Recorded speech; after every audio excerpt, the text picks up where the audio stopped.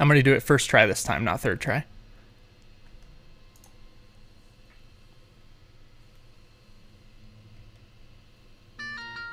This episode of Lords of the Storm is brought to you by our sponsors over at Patreon, where you, yes you, can also support the show.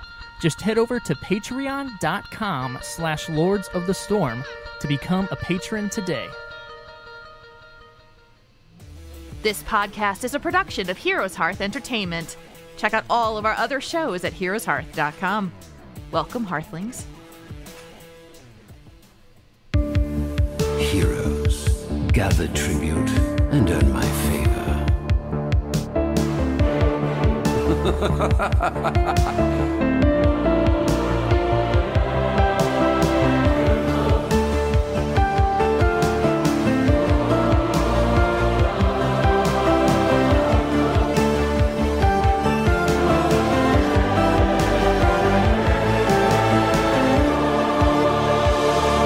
What do you say?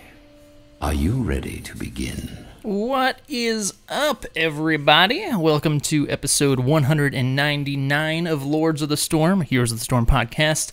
My name is Greg Gizmozord Parker, and I'm joined tonight, of course, by the Zord Lords themselves, Mr. Kevin Multizord Ellis and Ryan TBKZord Reader.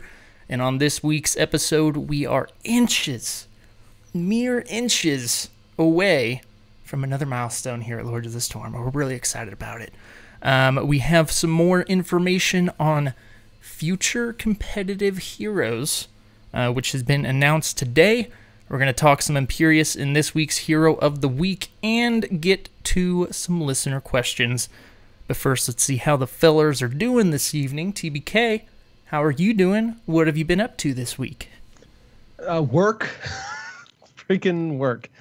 It's been absolutely crazy since I came back from the Christmas vacation and New Year's and stuff, but I'm surviving so far, so that's good. I actually this past week I finished my team league placements, placed in Diamond 5. So all the hard work over the last few seasons has paid off, and so I'm gonna start. It's a little late. Started a little late because of all the Christmas stuff, all the holidays, all the busyness. But gonna start the grind. The goal, I think, is to try and get at least somewhere in Diamond 3 by the end of the season. But if I can at least get one rank, I'll be pretty happy. Just depending on how much time is left in this season. Got 2 months ish. Mm-hmm. Probably if we go by the way the last ones are. So yeah, I mean I might have time. I think that's what I'm going to shoot for is Diamond 3. Anything else? Does it get that much tougher up there, or is it that like are you having trouble getting the same groups together you once did, or how's that? I mean the games have actually, for the most part, gotten better, or at least more competitive. And so that's been kind of fun. People have passed that threshold, kind of, yeah. I guess a little bit past that plat threshold. I think the gold games are the roughest. Yes. The season I fought through the gold games was through gold into plat was probably the roughest of the seasons. But no, I've been pretty happy. The very last game I played for our placements went 30 minutes on Volskaya back and forth, and we had just given up some stuff that we probably shouldn't have early on, and we came back from fighting, and we played perfectly the last 10 minutes of the game, and it's the only reason we are able to win. But we came back from having 3 keeps down for over 7 minutes. And they started with no keeps down. So we were able to slowly fight our way back, and somehow we clawed that victory out, and it was pretty crazy. Super fun. Nice. Yeah. One of the best games I'd played for a while. I can definitely confirm gold is a rough, weird place in Team League. Yeah, I think gold, just like, for some reason, that threshold in almost any game that has a ladder, it's like right when people know enough to think that they know everything, if that makes sense. And they don't necessarily, but that's okay. Yeah. They're working. Well, and Yeah. I think And Team it's, League it's is... get throwable. Yeah. It is. That's true. Yeah. Mm-hmm. I also think Team League's still kind of in a weird space because we're still kind of that It transition from like people who did solo played Hero League, and Team League was kind of the place to mess around with your friends. True. And now it's still kind of that, but then the serious people have also transitioned over. So ranks are kind of weird right now, but yeah. It's interesting. It's honestly really interesting because I really think after especially playing some so far this season, they really need to make the merger happen next season. Mm-hmm. And I'm still hopeful of that. Yeah. I think there's a good chance that it will. I think it will help a lot. I think it will help, and it will feel like you said. It's starting to feel better, but there's still a lot of the smurfiness going on. Right. And I've seen some of that in my placements, but it still feels better than it did originally. And I think once the merger's complete, it'll be in a much better spot. Yeah. I completely agree. Multi, what have you been up to this week? Doing anything exciting? How you been? I mean, I've been well. yes. No, I've been doing okay. I've played a little bit of Heroes, tried to get some Imperius games in for sure, but man, I am still all about that Switch. Yeah. And like, I also had this problem where I didn't research when the next Diablo 3 season was going to start, so I've been going crazy on my seasonal barbarian, and then finally, like, I heard that it was this Friday, right? That's when it switches over. I think so. And then I kind of go, oh well, that's cool. I put all that work in, and then it's just gonna restart. But that's okay. That's how it goes. Well, we can do stuff And it'll be at next the beginning season this together. time. Yeah. That we should. Yeah, and we can all start at the beginning, and We can what all class are you drift off to sleep. That's right. Like you said. Got that, yes. Oh my No, I gosh, do. love it. I play it as I'm going to bed sometimes, and I've been calling it grifting off to sleep because it's a good thing I don't play in hardcore because I've fallen asleep mid game several times now. Several times. Now. It's that's rough on the Greater Switch Rift over. because Right. I've done that before as well, and like I don't know if I'm sure most people have experienced this, but like even if you're just on your phone at night falling asleep and you drop your phone on your face, a Switch is heavier. That is true. It is. It's much heavier and it I hurts try to more. hold it down and not like over my head. Yeah. But I'm with you. I love it. So I definitely know the feels there. For myself, it's been a little bit of Heroes this week, and I've gotten into a few other PC stuff and playing some Rainbow Six Siege, which is actually pretty cool, and hopping back into Destiny. But since I've been traveling so much, and I was just thinking about it, I've gone out of town 4 times in the past 5 weeks, which is That's a lot. We it's a know. lot for me. Yeah. But so I've been playing the Switch more as well. In Multi, I have to suggest 2 fantastic games on there. I talked about one in our Zord chat, the Moonlighter, and then another one's called Dead Cells, which is like a roguelike platformer. It's super good. But Moonlighter and Dead Cells. Let me jot these down. Making notes. Are making they notes. F2P? No, they're not. But I don't have any F for funds, I guess. I don't know. Yeah, they are F2P, funds to play.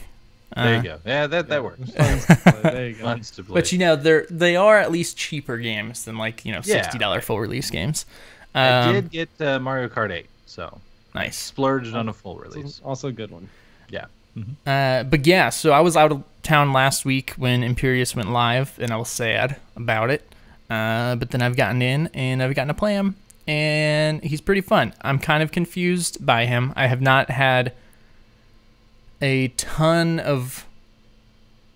numbers have not been consistent with him when I'm playing with him, so I'm trying to figure He's out... pretty team comp dependent, honestly. Okay, yeah, He really is. because it's been 'Cause kind I've of been weird. playing him a lot, and I've had some really high highs and some really low lows Yeah. with Imperius. And earlier on the stream, McIntyre was bringing up a lot of good points about one of his possible weaknesses, but we'll get more into that whenever we're talking about him in Hero of the Week here. But let's go ahead and move on ahead here into the news we have.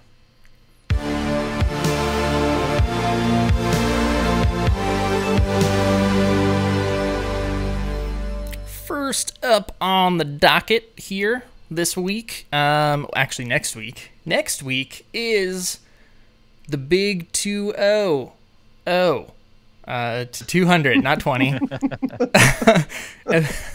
Episode selling us short there. Yeah, that was episode 200 of Lords of the Storm, and kind of it's close enough that we're gonna call it our 4-year anniversary as well. Or actually, yeah, it's like 2 weeks away or a week away or something. It's within a week or two of the 4-year anniversary. Which again, so we're just celebrating them both at the same time. Yeah, and I know we've talked about this when we've mentioned it before, but holy crap, 4 years. That has flown by. A long time. You know, from back in the days where I was, rooming with my brother, and he cut off, the Wi-Fi, reset the password on me like 5 minutes before we're supposed to do the show. Because he's making me go mow the lawn. He didn't mow the lawn. Yeah. Did we ever say this on air? I don't know. We all went out to a big Zord thing, and your brother was talking about how it was your birthday, wasn't it? He's the villain of this show, and I believe it. Oh yeah, was that the 10-year Zord thing at Up Down? Yeah, that was either the 10-year or I think so. Yeah, the 10-year Zord thing. Out at the Up Down. But anyway, yeah, he was like, pretty sure I'm the villain on that show. And we were like, heck yeah, you are, man. That was before I had kids. Man, didn't have any kids when we started the show. Holy Not even crazy first cow! One. I didn't have any either. Yeah, you weren't married. I know. I'm the only single one now. Rooming with my now wife though. Yeah. But, yeah. Fair enough. Yeah, he's the Wi-Fi Zord or Wi-Fi Overlord. Good old what was his name? Slamzord.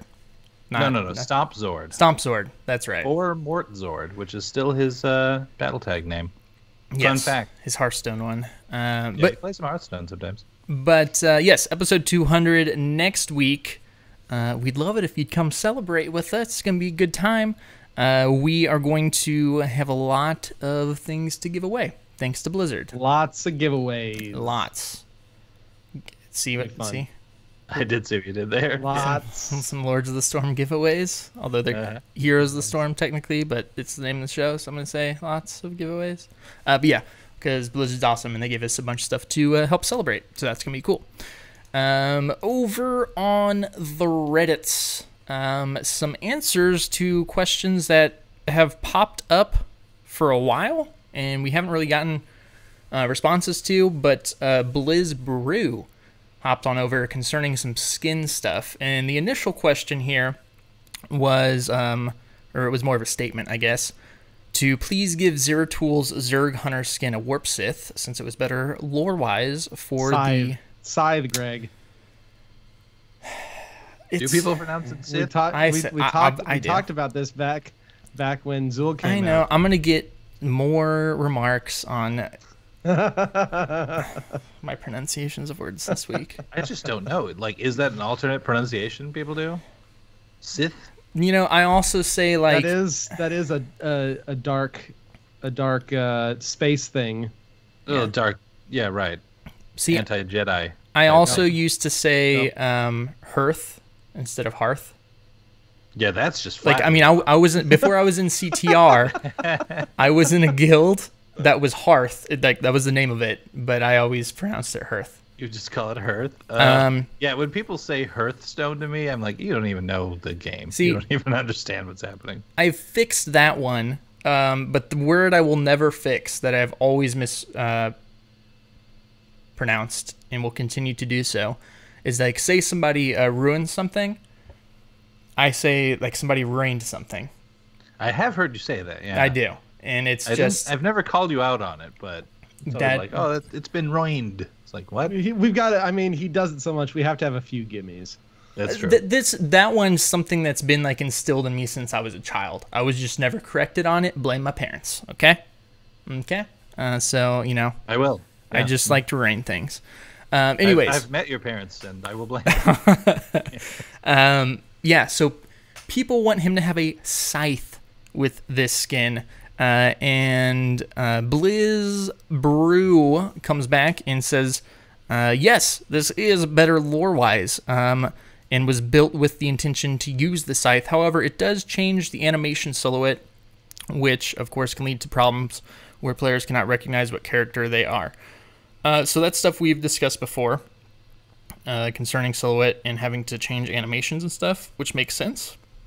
But then conversations kind of stemmed from that, and so they're talking about blade colors and asking if they can be like changed to red, which they went back to on.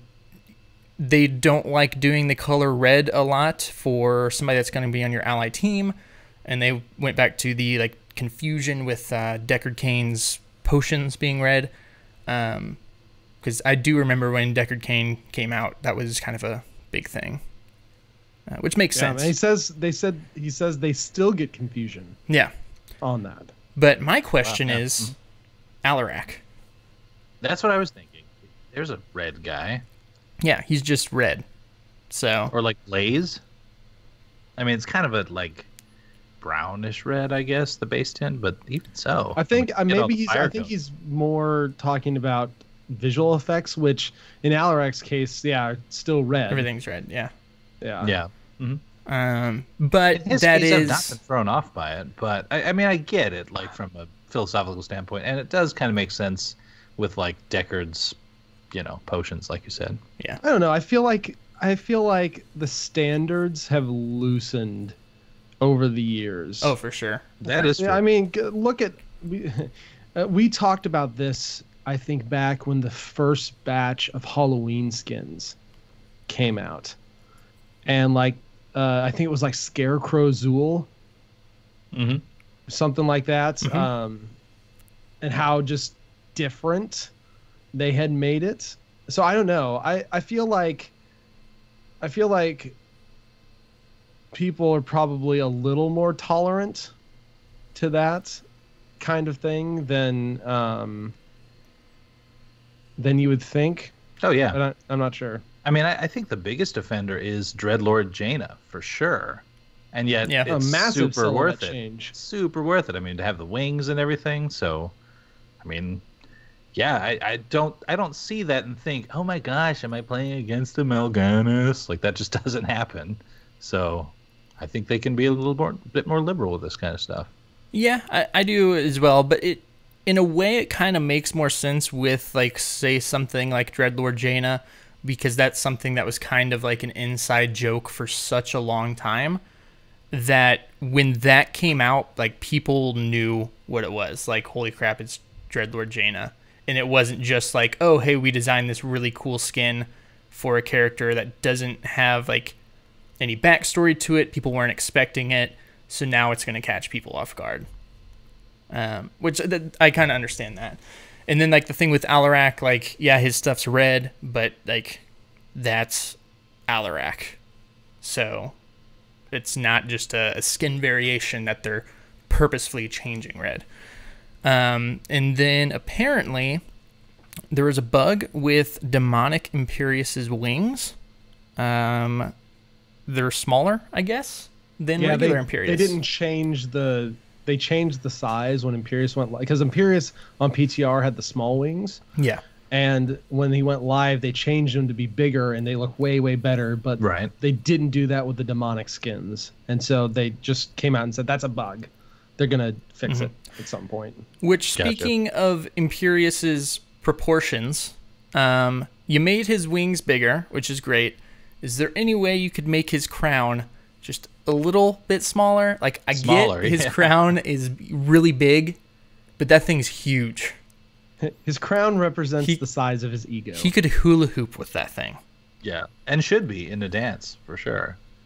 But yeah, no, I'm his totally dance with you. is like, really good. I'm actually surprised they didn't use that as part of his dance animation. Like Slash Dance is him just taking his halo, bringing it down over his waist, and starting to hula hoop. Yeah, it'd be amazing. I kind of want that now. And his limbo, I mean, the limbo one's really good.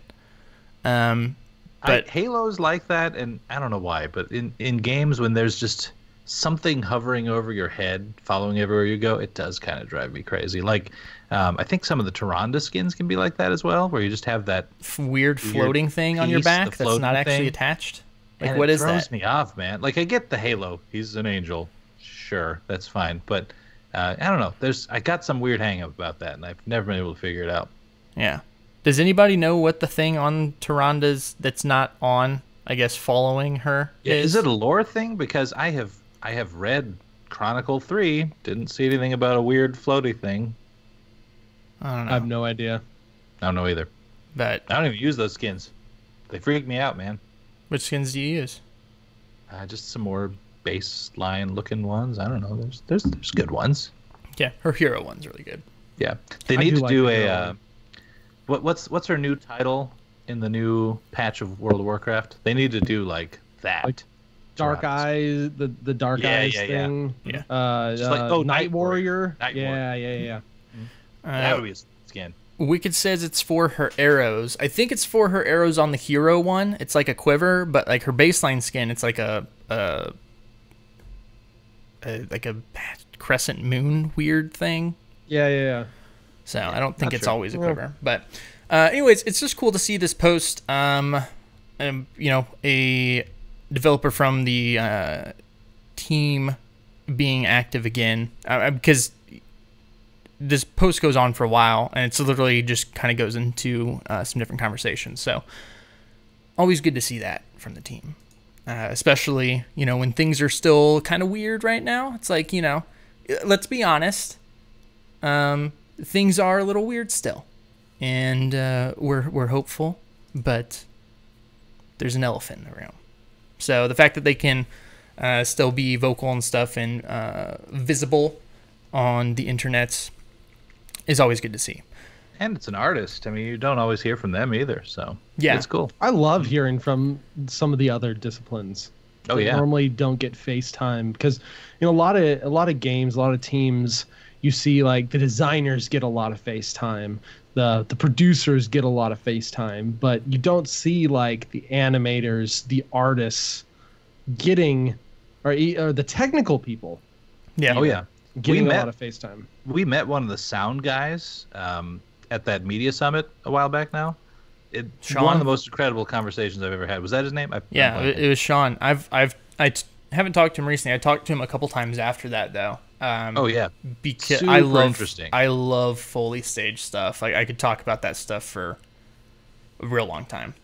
Yeah. So yeah, that stuff is really cool. Some of my favorite stuff I've seen coming from the Heroes team is like the, you know, animations that didn't make it into the game, and stuff that they've been doing. Like those are super cool. One of the ones I wish we would see more of, because I think a lot of people don't understand the difference, including me. I think the lines are kind of blurry for me, is the difference between animation team and the effects team. Like where does one Oh yeah. end and the other begin? Because a lot of like when Orphea came out, we were talking about like how a lot of her like ability animations and stuff were really cool, but it's like, is that the animation team or is that the effects team? Who does what? I don't know. No, it's a combo of both. Yeah. Right? I'm sure It's- it is. Yeah. Like the animations look amazing, but they wouldn't look anywhere near as amazing if they didn't have amazing effects to go with them. Yes. Agreed. So hopefully we'll see that stuff continue on here into 2019. But as I mentioned at the top of the show, we had some exciting news come out today at about 4 o'clock during the Ready Up stream concerning some tournament talk. So let's go ahead and hop on into that.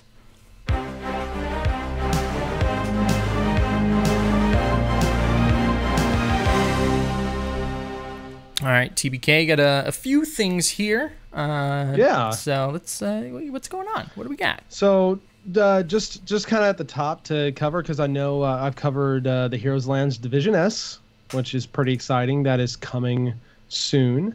They just hit their $15,000 goal, crowdfunding goal, which is awesome.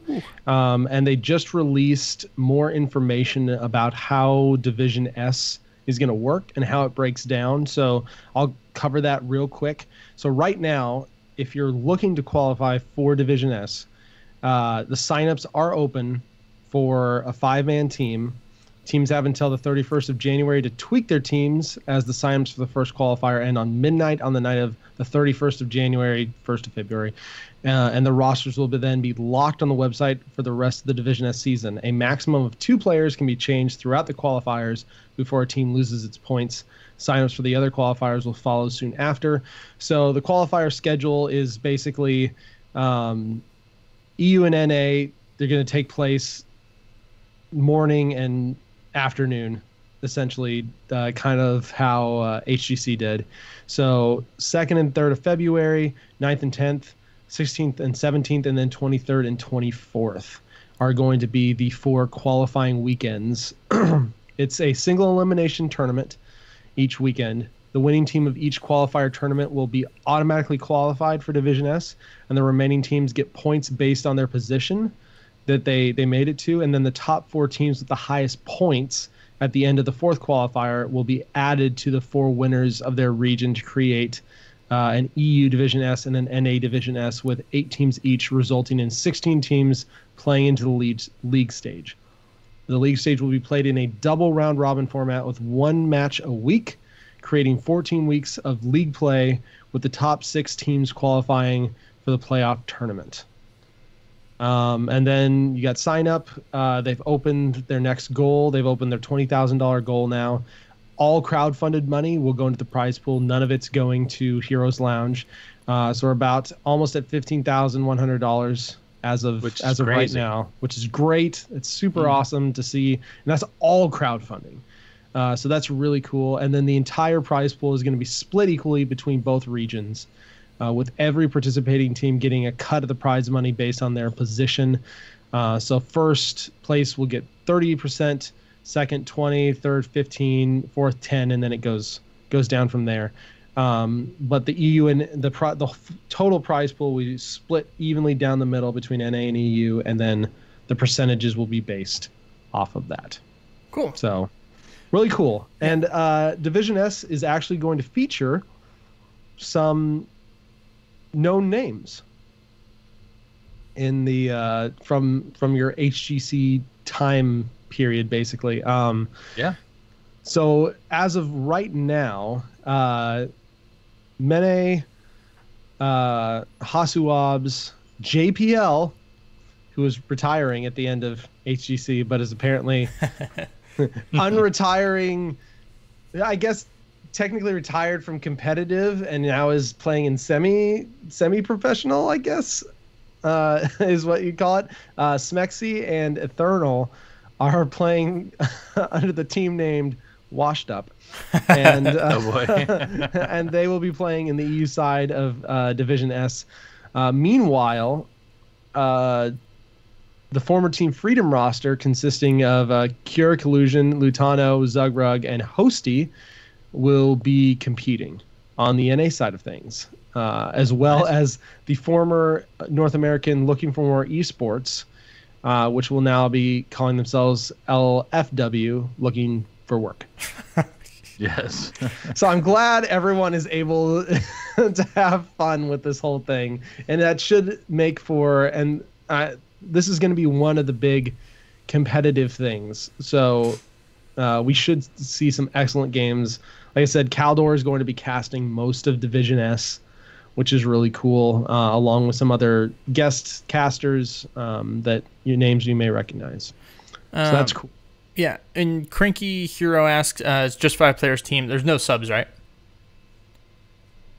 It didn't sound like there was. It just sounded like they could make 2 roster swaps. Yeah, and that makes sense. I think it was whenever we had Cawthon on, I had actually asked when we were talking about the future of HGC if he had ever thought we'd get to a point where there would be subs. And one of the big reasons there isn't is just the salaries were at that time already so low that adding more people cuts into that. And that's kind of the same thing with this. So the more people you're adding, the less money people can earn from it. So makes sense. Yep. Blizzard could have just raised the salaries, but hey, we know how that went. Yes, there's a lot of things that could have been done. A lot of things. But something that is being done? What? this is the thing we've been kind of teasing for the last few weeks. And Workhorse of HeroesHearth made the big announcement a little earlier today. And the announcement is the Toasty and Gladman Heroes Invitational. So I'll just kind of read through a little bit of the press release for this. And Toasty and Gladman may be names that you recognize from the Heroes community. Both have been big HGC supporters. And so Workhorse writes, after a month of seemingly endless organizing, shuffling around, ideation, worrying, logistics, good ideas, bad ideas, great ideas, I think we finally got there. I'm excited to announce that we are partnering with Tempo Storm, Toasty, and Gladman to launch what we hope will be the first steps towards a new home for competitive play in the hero scene. This joint effort will tie together all the conversations I've been having with so many helpful and supportive people across the Blizzard universe. The first event of this campaign will be the Toasty and Gladman Heroes Invitational, which will take place on February 9th and 10th. The 2-day, 8-team tournament will feature many of the HGC stalwarts you'd expect to see from North America, and will boast a prize pool starting at $5,000 and growing. And will feature many of the casters we love. Once we pushed into the third act of Heroes of the Storm, which I am assuming is referring to the post-HGC era of Heroes. Yeah. We spoke with every organization, community leader, and interest group that we could to help determine what could be done to pull the scene together in a real way. The enthusiasm and loyalty in this community is remarkable. We wanted to find a workable solution that helped to connect all those passionate people and honor their wants and wishes. It quickly became clear that Tempo Storm, who has supported Heroes from the beginning, had their hearts and priorities in the right place. They not only had the experience and resources to put together something big, but also the momentum and history to unite the banners carried by everyone who wanted to contribute. We're excited to be involved, and we look forward to bringing the Heroes community more great content as this idea develops. And also, with that in mind, HeroesHearth is launching a new show called Fight Night to act as a supplement to what we are building with Tempo and their partners. And there's more info on that next week. And so Tempo Storm also released a statement, kind of their own press release as well. And Robert, their chief business development officer, said Tempo Storm has remained committed to keeping competitive Heroes of the Storm going, having supporters like Toasty and Gladman and the whole Heroes community, especially those engaged with HeroesHearth, made this possible. We are excited to put together the Invitational and watch some incredible Heroes matches again. And so it sounds like this is considered a pilot. Mm-hmm. This is a pilot tournament, and they are inviting 8 teams. It will be casters. It will be a full-on large-scale event like an actual HGC weekend. Like, consider it like as big of an event as like an HGC playoffs. Mm-hmm. That is an online playoffs. So Tempo Storm press release says this is considered a pilot with potential to develop into a tournament series depending on the event's success. The tournament will span 2 days and follow a single elimination format. The prize pool starts at $5,000 with additional prizing possible through crowdfunding and or additional sponsorship. Tempo Storm and HeroesHearth are still finalizing the 8 invited teams and will announce them as soon as all teams have committed. So in a lot of ways, what this sounds like is, okay, guys, we've got some big organizations behind us. We got Tempo Storm and HeroesHearth. We're going to pull out all the stops. We're going to put together a legitimate big Heroes tournament like the days of old before Blizzard ran everything. It's going to start with a decent prize pool. $5,000 is nothing to sneeze at, but it's going to be increased potentially through extra sponsorship or through crowdfunding.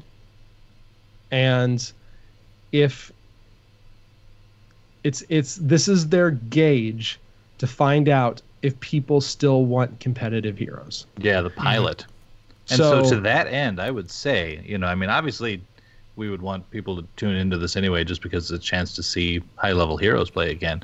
But seriously, if you guys are listening to this and you're busy that weekend, you got plans with your family, whatever, find a computer and just throw it on. I'll throw that up there right now because that's another viewer, and they're definitely going to be watching that kind of thing, I would think. So, yeah, right? Oh yeah, they're going to be watching. I guarantee they're going to be watching the viewership that it gets. They're going to be watching the crowdfunding that comes in as a part of it. They're going to be watching social media reactions. Like, this is retweet the tweets for sure. Yeah, and so this is really interesting because in a lot of ways, this is almost an indicator of game health in some ways too. To see who wants Heroes to continue and who wants Heroes to continue to have a competitive scene. Division S, HeroesLounge, that's completely separate. That's going to continue regardless. And we have comment in chat, only in NA. Yes, this first one is only an NA thing. My guess is that if they do create some sort of league, it would probably be NA and EU. Because I know Tempo Storm is a multinational company. It's a global brand. It's not just an NA brand. It's a global brand. So I know Tempo Storm has that global presence.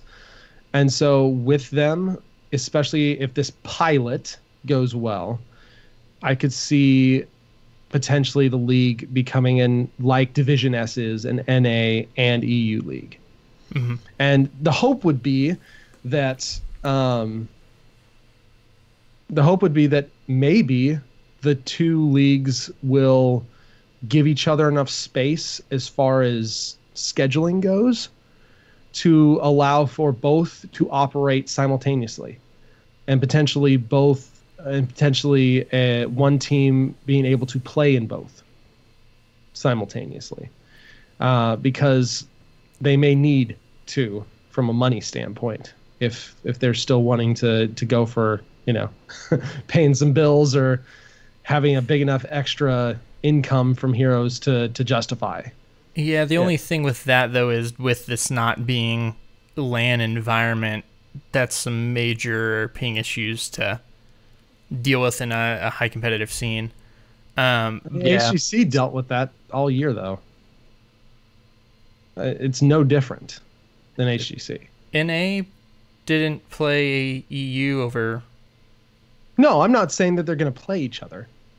I thought you said one a team playing in each league.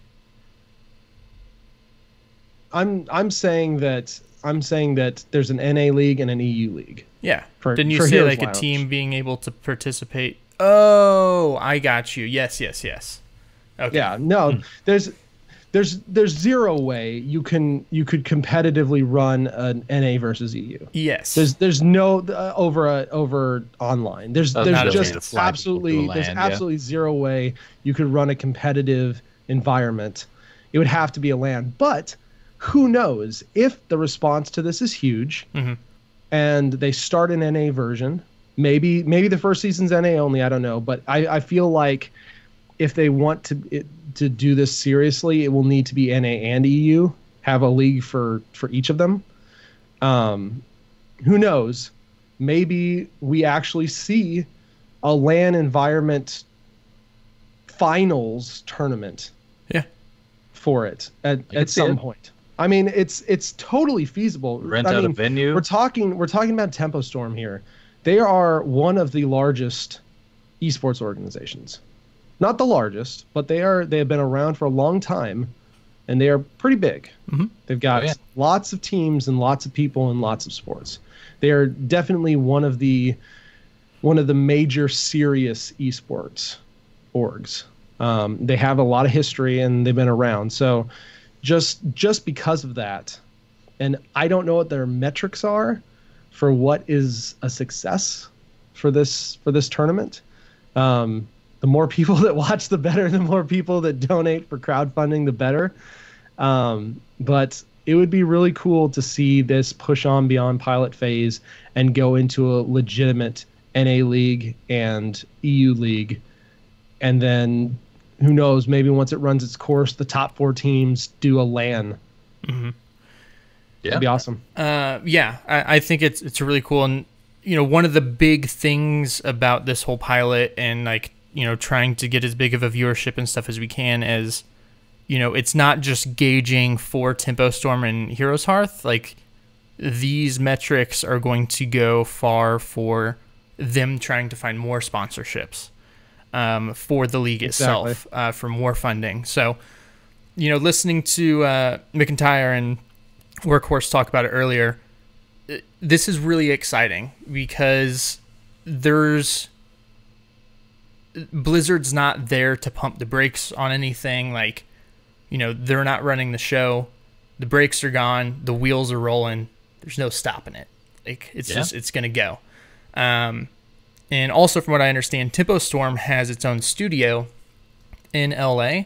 So it sounds like there's, the production and casting has potential to be very high quality as well, which I'm excited to see. So, I mean, most of the heroes they talk about having familiar faces for casting and stuff. They haven't announced any names or anything yet, but with that, most of the casters are based in LA. J-How maybe? I don't know. Yeah, J-How's based in LA. Haloran's based in LA. Kaldor is currently based in LA. Yeah. I mean, Gillian Dredd, I believe, are based in LA.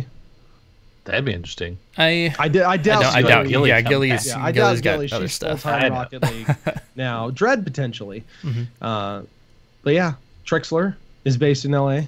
So I mean, and I don't know, and I'm not saying that those are going to be the people who would permanently do this, but I could very much see several of them potentially doing this weekend thing. But yeah, it's going to be big, and it's exciting. It's very exciting. Yeah, there's a lot of potential, and it's been over a month. It's been over 2 months since we've gotten to watch competitive heroes play. It's been a long time. Not since BlizzCon. And so it's been a long only a few more weeks. Difficult time, but yeah. Only a few more weeks. You can watch some more.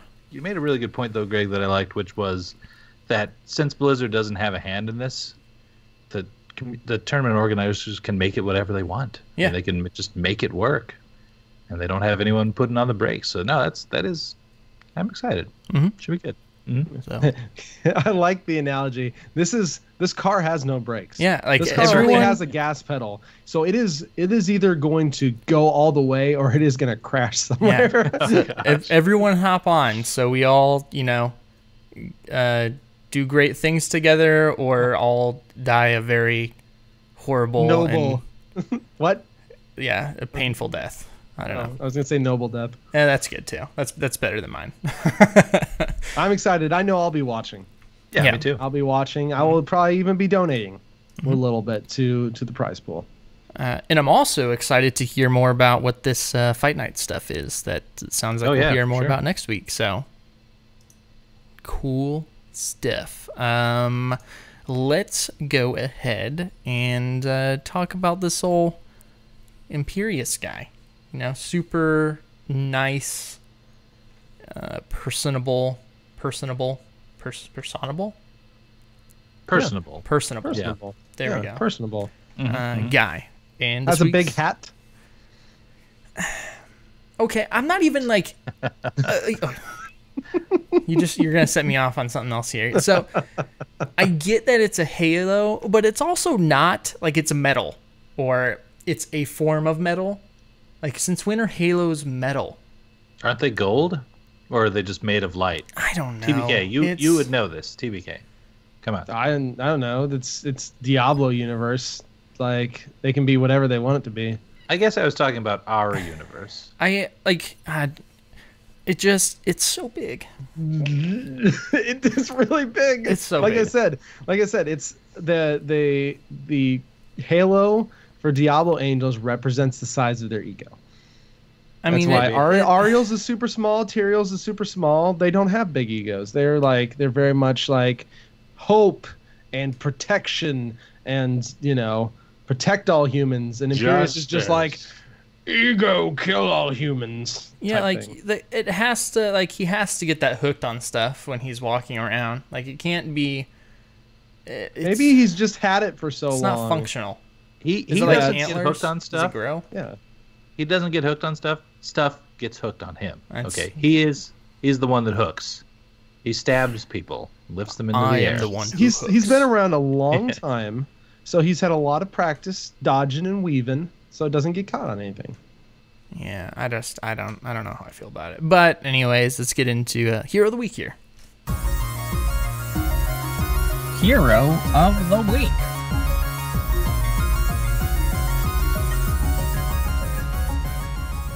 So I feel like we just covered him. Like we don't even need to say anything else. We've covered the high points. Well done, guys. That was a great discussion. All right, All let's right. move on to Community content shout out. TBK, what you got? we're gonna do our Hero of the Week a little different this week. We're going to experiment here. You know, maybe it'll be good, maybe it'll be bad, maybe it'll be almost there and just need a few tweaks. I don't know. You tell us. We're listening. But we're going to try something different. Kind of, instead of going through one build that we usually do, it's going to be kind of talking about our experiences with them and perhaps what builds we've been running and the experiences with those. So we can kind of go back and forth. Like, for instance, this could be really exciting. Say we were talking about Lunara. I would go through a build that would be a correct build to go and would be going Thornwood Vines. And then TBK may mention a build which would be the incorrect build to go, and he'd be talking about Leaping Strike. And So then I would get in there and call it situational. Yeah. So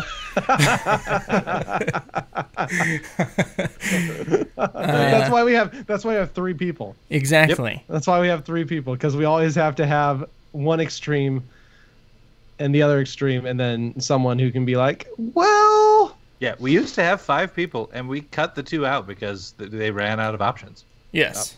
Like, you know. So we're gonna, you know, we haven't planned this out super. We're kind of going off the cuff here. But we're gonna start out. I know mine's planned out super well. Hey, I know my I've got build. it. I just didn't type it got down. Okay. I can. I got it pulled up right now. Boom. But TBK, we'll start with you and your build here. And I know you're kind of going a tank build because as people have, to this point, it seems that he can tank.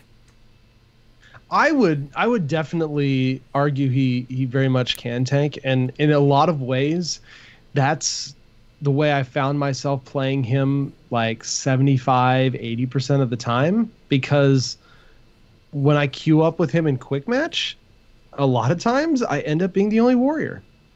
And so I'm in some ways forced into the tanking role, but it's not all bad, because I do believe he has a really good tanking build.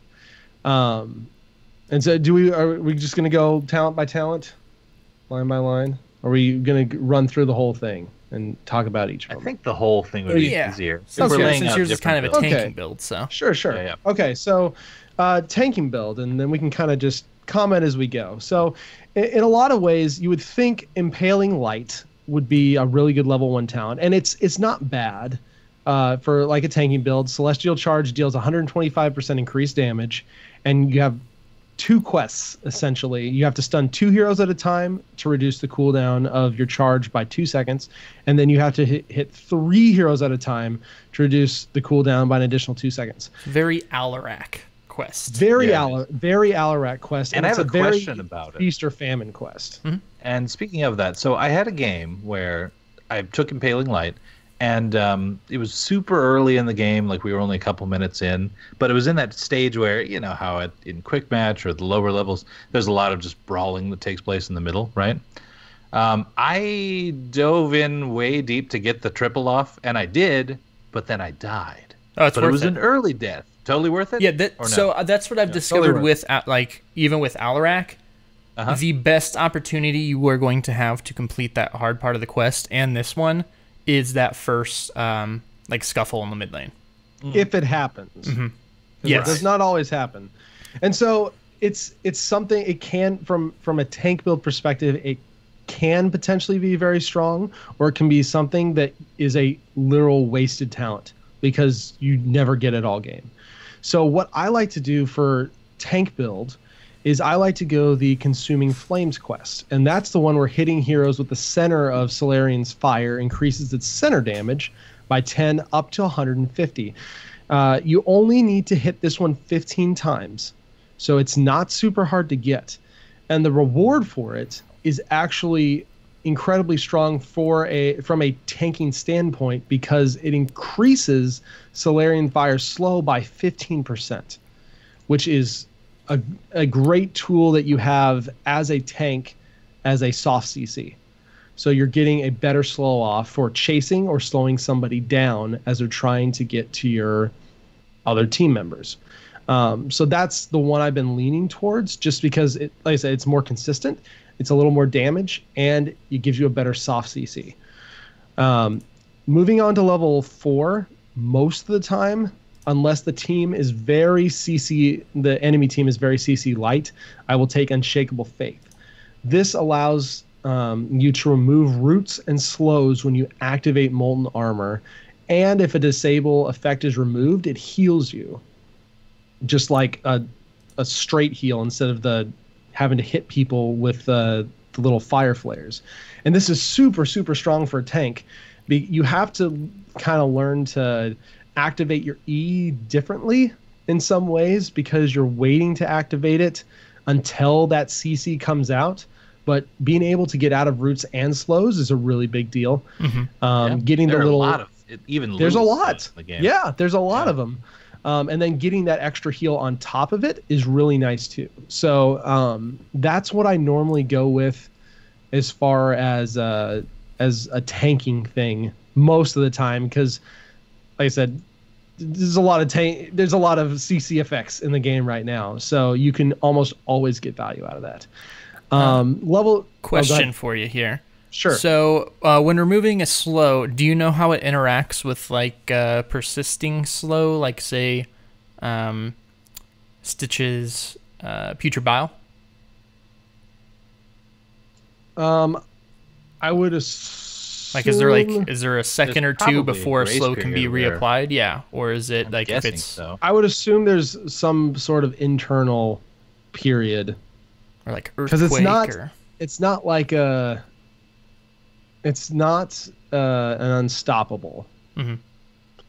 So it's because it's not something that I've honestly had that much time to pay attention to. Yeah. While it's going on, it will remove whatever is on you currently, and I would assume that in a persisting slow, there's probably some. I may be wrong. There's some sort of small grace period before it's reapplied, but there's no way it's right away. But if that's the case, it would definitely be more useful versus the single hit big slow and it lasts a little while on you, rather than some area of effect type slow. But regardless, you'd still get the heal. Yeah, that's true. So that's good. Level 7, I've been kind of I kind of waffle between two different talents. I like Holy Fervor, and this is the one that you activate. It's an activatable, and it causes your next 4 basic attacks to cleave. And this is actually really cool because it gives you much stronger wave clear. And I say that because Holy Fervor is only on an 18-second cooldown, which is incredibly short for a cleave type thing. So it can help you in team fights in close quarters when you can hit a lot of people, but it can also help you clear waves because you can hit the wave with the W, and then you can turn on Holy Fervor and get this large arcing cleave attack. It vaguely reminds me of Irel, actually, in her deal where you activate it and get a few splash attacks off. In a way. Yeah, a little bit like that. The other one I like is Blaze of Glory. And this can also potentially get you a little extra wave clear, a little extra damage, where your Solarian's Fire leaves a line of scorched earth along its center and then it explodes after 2 seconds, dealing damage. That can also be really good too. just depending on the map, especially if you're fighting in tight corridors and such, you can get some good extra damage. But if you do need to have that extra wave clear, I really do like Holy Fervor. The interesting thing about 7 too is that they're all damage. So Yeah. I mean that's what, to me, like, yes, I think he can be played as a tank, but he's definitely billed as a bruiser. Mm-hmm. Oh yeah, no, Yeah. he's definitely got bruisery type builds. Level 10 is super easy. It's angelic armaments. In fact, most builds I would still go angelic armaments at this point, partially because it's a 60-second cooldown, which for heroic is really short. And Wrath of the Angress is 80 seconds, and it is a super short charge. You know, Like the range on it is super tiny for an 80-second cooldown. so Personal opinion. I agree with you, and I go angelic armaments as well. But in my games today, where I was playing with McIntyre and Dids and stuff, so we're playing against Grandmaster, Diamond players, or whatever in Hero League, in all those games, anytime Imperius was picked, I did not see armaments once. It was Because always the they other just- one. Do they ignore it and then just not care about the damage from the swords, or what? I don't know, No, they because I didn't didn't pick see it. Yeah, I just Yeah. saw No. the Wrath of Angerus know. picked, so... I'm just I've- wondering why it's not picked, but yeah. I honestly don't like it near as much. It's situationally good, but when you are playing, specifically for this, at least, when you're playing a tank build, you cannot pass up a massive 3-second shield that then, if you still have it after the 3 seconds, gives you a fairly decent amount of damage shot. That's at up to people. 840 damage. It's a ton of damage. If you hit, and I have deleted squishies with this. If they're Yeah. close and I hit them with everything, it's a lot of damage, and it has saved me a ton of times because it is a big honking shield. It really is, and it's only a 60-second cooldown, so you're pretty much guaranteed to have it up every big team fight or every major objective. So, Oh yeah. I mean, the other one is, don't get me wrong, it looks cool, and it's situationally kind of a gorge kind of like thing. But for an 80-second cooldown with something that has such a short range of charge and a little bit of a wind-up, it's not worth it to me. Yeah, I'm not as worried about the range of charge on it because, like, I find that it is kind of easy to get in there and into the fray as Imperius, but and then I like the charge because you can kind of use it to surprise someone in their backline that might not be expecting you to charge at them with it. But yeah, Well, and get it. the It's other not very thing is long. too, you're taking it's almost not as good as Gorge, because Oh, definitely not. You get that invulnerability of movement, whereas if I'm Stitches and I gorge somebody, you can still slow me, you can still stun me, blah blah blah. Gorge lasts longer, so I have the possibility of moving further. But with this, Imperius is taking an enemy and himself out of the fight, whereas with Gorge, Right. Stitches is taking the enemy out of the fight, but not himself. Mhm. And Gorge is on a shorter cooldown than this. Yeah. Another comparison would be something like Web Wrap from Anubarak, just in the sense that, like, he can also just put someone out of the fight for a length of time and still be in it, repositioning himself, doing damage, getting stuns off, that kind of thing. So, yeah. I feel like There's this should be a comparisons to be drawn 60-second here. cooldown, Possibly, yeah. honestly, Or at least in a lower lot than of ways. 80, yeah. Or make it a longer range or something. That I don't know. That's it. Just Angelic Armaments just feels better, and certainly feels better on a tank build. And it looks really cool. It does. It does look cool. Level 13, we're gonna go with Divine Rage, and 13 and 16 for me are his big power spikes for this tank build. Because at 13, you grab Divine Rage, and that's whenever you strike an enemy hero with molten armor, it reduces its cooldown by 0.25 seconds. So if you're in the middle of a team fight, you throw this on, you're going to get a fairly significant reduction if you can hit, half to 3/4 of that molten armor onto an enemy hero. And Molten Armor is your self-sustain, and it's also, as we picked earlier, getting you out of roots and slows when you activate it, plus giving you a chunk of healing on top of that. And then if you jump to level 16, it becomes even more useful, because at 16 we're going Sovereign Armor, which Molten Armor grants 50 armor, not spell armor, not physical armor, 50 full armor for 2.5 seconds. And this is a huge deal, because now if you're hitting heroes with the Molten Armor, that's being reduced down. So now Molten Armor is healing you. It is potentially burst healing you if you get out of a root or a slow. It's getting its cooldown reduced when you hit enemy heroes, and it's giving you 50 armor for 2.5 seconds. Mm-hmm. You get incredibly tanky at level 16, and you have a pretty decent uptime on Molten Armor. And 16 is interesting too. I just need to point out right now, because here we see a split, actually, because we've got 2 damage talents and 1 defensive. So it's interesting that they took that route at that point. Usually it's one or the other. Yeah, it's interesting. But yeah, the combo of Divine Rage, Sovereign Armor is just a really big 1-2 punch for the tank build at level 13 and 16. And then finally at level 20, and this is again another great reason to pick Angelic Armaments, is because you have Heavenly Host as an option.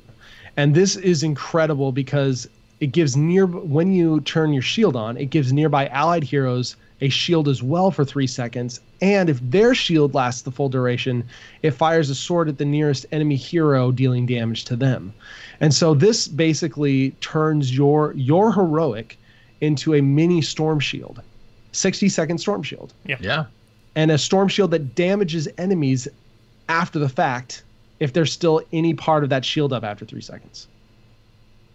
Which, if pretty you've given dang it to enough people, you're getting a few off for sure. So now, does this sword auto-target then? Yes. Yeah, this sword is for not like yours. People.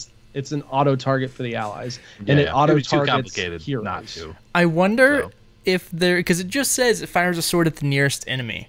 I wonder if there's a range on that, or if there can be some crazy situation where, like, say somebody hearths back with a shield, and then so it's still there, and it ends if a little sword just slowly travels its way across the map. From what I've seen, there's a range limit on it. But that would be hilarious. Much better. Yes. You're just walking around, and all of a sudden the sword hits you, and you're just like, "What? Where's kind of how Pyroblast works from Galevoss?" So it really does. But yeah, no, Heavenly Host is super awesome, because not only it plays into your role as a tank, as the protector of people.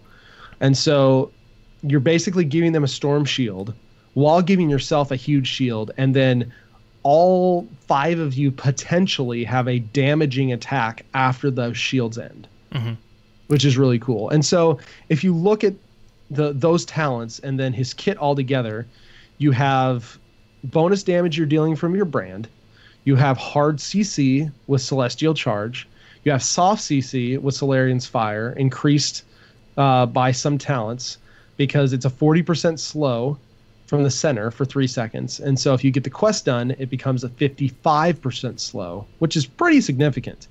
And then you have your self-sustain with your Molten Armor that eventually becomes a get out of root and slow plus heal, cooldown reduction, and 50 armor for 2.5 seconds. And then you have your an ultimate, which gives you a shield. So it just plays into, I can sustain myself, I can survive with good survivability, I can slow you trying to get to my enemy team, and I can stun you. And that seems like a pretty decent tank kit to me. Yeah, I'm intrigued to try it. It's I haven't tried like legit tanking on him yet, so. An update from Not Paradox. He says there is a range, and he thinks it's about 8, which is about like a Li Ming Q. So, which makes sense because the swords for the swords for Imperius are much like Li Ming's Q. Which they really are. If you haven't checked out Not Paradox's YouTube videos, you definitely should do that. It's true. Real good. Agreed. Real good. Yeah. Should I go? Like it. Yeah. You can You can go. Because mine's got some similarities, but I just want to take a slightly different tack on it. Okay. And I don't have to go in as much detail as TBK did on each of these tiers, I don't think, just because we've covered a lot of them here. Is yours I'll just kind of explain. Was that? Is yours a tank build as well? It is, Okay. but a different type. And I've just kind of changed it up a little bit. So I've had a couple games now because in quick match, naturally, you don't know what you're going to get paired up against, et cetera, et cetera. I've actually seen a lot of complaints about the types of matches people are getting lately, but that's beside the point. The point is, sometimes you get in a game and you just notice that the entire enemy team is all auto attack based. You know, I think I even alluded to this the other week too, where I played a game as him where, you know, it was a Vala and a Tracer and who knows what else. It's basically a lot of basic attack damage coming at you. So if you're in that situation, this build is another tank build, but more geared toward that. And so I'll just go through and explain some of my choices. I've got, I did go with Impaling Light at one, the Celestial Charge quest, because I've just found that, like, the additional slow can be useful for sure if you get the quest done with Consuming Flame, but there's still just, to me, there's something nice about, like, having a much, much smaller cooldown on your Impaling Light for like, reasons of closing the gap, still using it as an escape, all these types of things. Because I feel like if I don't have the reduced cooldown on that, even just the 2 seconds, then I'm really changing up the way I even like engage, and I get less aggressive and that kind of thing. So big fan of that one. But at 4, it's not the most picked talent that you see here generally, but I'm actually going with Bulwark of Flame. That's the one that's basically giving you block, but it does it in a different way. Hitting a hero with Solarian's Fire, so the W, grants 60 physical armor against the next 2 enemy hero basic attacks, stores up to 4 charges. So 4 charges of 2 basic attacks. I mean, you rarely like truly build it up, but I mean, you know, if you splash your Solarian's Fire on a bunch of people in the middle of a group fight or something like that, you're getting a lot of physical armor up there. And so I've also found that, like, if you're laning against someone who has auto attack damage, you do pretty well, because Imperius is a pretty good solo laner to begin with. And, I mean, again, if you're the one across from a butcher or something, you're doing okay for yourself. And this makes, like, a really nice early game power spike against laners like that. So, okay. Big fan of it, actually. Yep, so number 7, level 7, that is, Blaze of Glory still. Now, this one, the reason behind it is, and I kind of wanted to check with you guys if you knew this answer, or maybe the chat would too.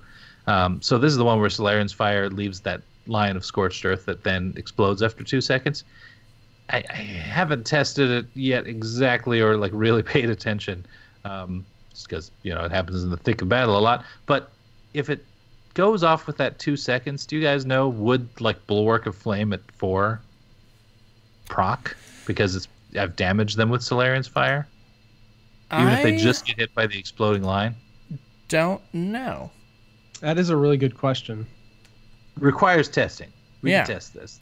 Yeah. Any after it would make sense either way for me. So I think it would make sense that it would, because it is still part of Solarian's Fire. So it, not Paradox, does not remark targets, and does not give stacks of darn. Gotcha. Bulwark of the Flame. So, okay. And after I go through my build, I'm going to go through some of the issues that I've had, and then some really good stuff that McIntyre pointed out, and that's something I'm going to add to my list. It kind of feels. It kind of feels like it should. Like I kind of feel like Blaze of Glory should interact more with some of the other talents. Like maybe it'd be cool if Blaze of Glory actually did the slow. Yeah. Potentially, or it procced Bulwark of Flame. I think that'd be cool, because right now it's pretty much just it's a line and it blows up. It's like the Protector little laser line, pretty much. Mm-hmm. Just smaller. Yeah, it doesn't melt people's faces. Mm-hmm. True. It does melt their faces, just not very much. Yeah. Like, it's like if you just put your face too close to the fire. Yeah, or like if you have a hair dryer that gets really hot, like I blow dry my beard, and sometimes I get too close and it burns my face. That's what it's like. Yeah, but it doesn't leave a burn. It just hurts a little. Yeah, it's uncomfortable. I do feel like it would make the Solarian's Fire build more interesting if Blaze of Glory could proc some of the Solarian's Fire stuff. Yeah. Yeah.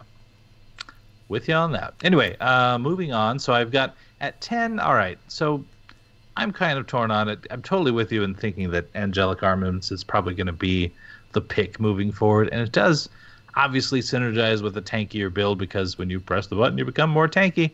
But at the same time, I would also make kind of an argument that I've traded off a little bit of damage for survivability leading up until this point. And I continue to do it further on in the build. So in a way, like, I've made the concessions I need to be tanky, and thus I could justify diving deeper, getting the Wrath of the Angerus off in the first place. So there's an argument to be made either way. I'm going to leave it as situational for this build, but you know, that's just a consideration. Yeah, 13 going with Divine Rage, just that striking an enemy hero with Molten Armor reduces its cooldown, because you always kind of want that, especially at 16, where I agree with TBK, Sovereign Armor. You gain the 50 armor for 2.5 seconds. If you were really good at playing this build, I could see you truly thinking through, you know, the timing of that against, you know, the blocks charges that you get from your Solarian's Fire. And then if you want to get really advanced, at 20, if you haven't gone the Heavenly Host, which is definitely the call if you went with the Angelic Armaments, you could do Impervious. So Impervious is the one that's kind of like the Hardened Shield, but for spell armor. Activate to become unstoppable, which is good by itself, and gain 75 spell armor for 2 seconds. Hitting heroes with the center of Solarian's Fire reduces the cooldown of this by 5 seconds, and it's a 75-second cooldown to begin with. So, so this is, I could totally see you playing him in such a way where, like, you step into a group fight, you start up with a Q, maybe pop Impervious to block whatever the caster is trying to drop on you in that moment, and then when that's down, you know, you've probably built up some block charges, so maybe you're in the face of a melee hero, Illidan or someone, right? You're doing your thing, getting the blocks off, and then when all that's done, you're out of blocks, you're out of Impervious, then you pop the Molten Armor, get some healing back, get some just raw armor, 50, and I could just see you spending some considerable time with some sort of damage reduction up. Yeah, you could pull all that off. I actually do like the Impervious with the 5-second reduction per person hit by center of Solarian's Fire. It's cool. Yeah. All right. So, whenever I started playing Imperius, because I didn't play him in PTR and stuff because of traveling, I was like, man, I don't know what's going on. I know what his abilities do. Let me go over to handy old HeroesHearth.com and look at some builds. And I'm going to pick one out that seems cool. And the one I picked out to try was from Kyberries. And I do like it, but there are... Is it called Angry Angel Boy? It actually might have been. I don't know. Hope so. But there are some issues that I think is kind of with his base kit that I've experienced, and McIntyre pointed out today. But again, I'll go over that after I go through the build here. So this is more of a Bruiser build. Still fairly tanky, but you can get some crazy damage from it. The damage has been super inconsistent for my games playing this build, but there's been some ones that are just bonkers. Level 1, going Impaling Light. This is the quest for your Q. And I agree with Multi. I think I still like it even if I don't get the 3 quests done, just because of the 2-second reduction and the 125% increased damage from it is really nice. But again, like it's been easier for me to complete this quest than it has been Alarak's quest. And again, the easiest time to do that is if there's a scuffle at the beginning of the match, because everyone's kind of clumped up. It's not a ton of damage going out, so that's your opportunity. Plus, with the reduction, it gives you, if you can, especially get both of them, get the 4-second reduction, it gives your Q a lot more use. You can use it for escapes, stuff like that, and not have to worry about the long cooldown.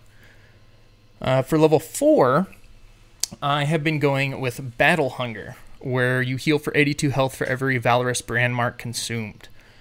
And I do have issues with this talent. It's not super easy because you do have to be in melee range to hit people with that, and there's some stuff with the Q. Like, if you hit somebody with the Q, it's not super easy to just auto-attack somebody because it's kind of a weird animation thing where it's like they can almost start moving before you can. So you really have to hit them with that W afterwards, which isn't super hard. Level 7, I have been going Blaze of Glory as well, which again is the extra explosion there on your W. Just a little extra heat. Yeah, just that, blow dry on your beard. But blaze of blow dryer. Yeah. But I haven't tried it yet, but I've actually been considering with this build going Flash of Anger, especially I think if you can get that 3 quest done to where you're getting the 4 seconds off. And this one makes it where hitting a hero marked by Solarion's Flare with Celestial Charge deals 160 damage around the target. So I feel like if you can have that on a lower cooldown, it kind of changes up your order, because typically before this you would Q in, stun people, and then W them after the stun, so they're slow trying to get away. So this you'd want to use your W first, and then go in, but if you can hit multiple people still, that should be some decent AoE damage that's going around. Level 10, Angelic Armaments, even as a Bruiser build, just being able to stay in there, get some auto attacks off. Yeah, it is. It's a lot of damage. It's always good. Level 13, been going Divine Rage, where again, striking enemy hero with Molten Core reduces the cooldown by 0.25 seconds. 16, been going Celestial Swiftness. Stunning an enemy hero with Celestial Charge grants 50% attack speed and 20% movement speed for 5 seconds. As a Bruiser, attack speed's always good, as well as movement speed. And then how is that one? I've not tried it yet. It's pretty good. Yeah, his auto attack's pretty catch slow. up with somebody. Yeah, after you spear them, which really helps. Yeah, because like I was talking about, like before, it's just a weird interaction. But yeah, this speed is nice and lets you get around to get those auto attacks on everyone you have the marks on easier, especially with the attack speed. And then 20, I typically have been going Heavenly Host, but man, I've been having a lot of fun with Valorous Pursuit. That is, yeah, that's pretty fun. That's definitely the fun pick. And especially like whenever I've been using it on matchups against like Falstad or Orphea, to where I just concentrate on getting some marks on them, and then after they've used their escape and stuff, boom, you just teleport back to them, and Falstad can't go anywhere. And by this point, you're putting out some pretty good damage with this build with your Q and stuff. So it's been real good, real fun. He's an excellent skirmisher. Yeah, he is. So now my issues with this, and it's something I had again experienced with just being inconsistent, but I didn't really understand exactly what it was until McIntyre was talking about it earlier today. And that is with his Q. This is and I think people are starting to get used to him now and how to play against him. Yeah, you are stunning people, sometimes a lot of people, but you're also stunning yourself for a significant amount of time. And you don't have any armor or anything, unless you're talenting into some stuff. So you can get blown up pretty quick, especially early on. Yeah. And it's just feels bad depending on what your comp is or what comp you're going up against. Which granted, you should be making your talent choices based off of what your comp is or who you're going up against. But if you're going specifically for a Bruiser or something, it can just feel really bad. So I don't know what the solution to this would be, whether it would be giving you base armor, like if you land a stun, or giving you, after you pick people up on the spear, being able to move, maybe like a reduced speed. So maybe that way around a little. Yeah, so maybe even that way, like if you spear them, you can still turn around a little bit, which wouldn't really help with the survivability aspect, but it would help with the fact that, well, now you've set up a body block so you can get those auto attacks off easier, instead of them just being able to run away immediately. That would turn a stun into a displacement, which would be a huge buff. Yeah, I mean, and it's not a huge displacement. Like maybe you would just do like a quarter turn. Is that what you're thinking?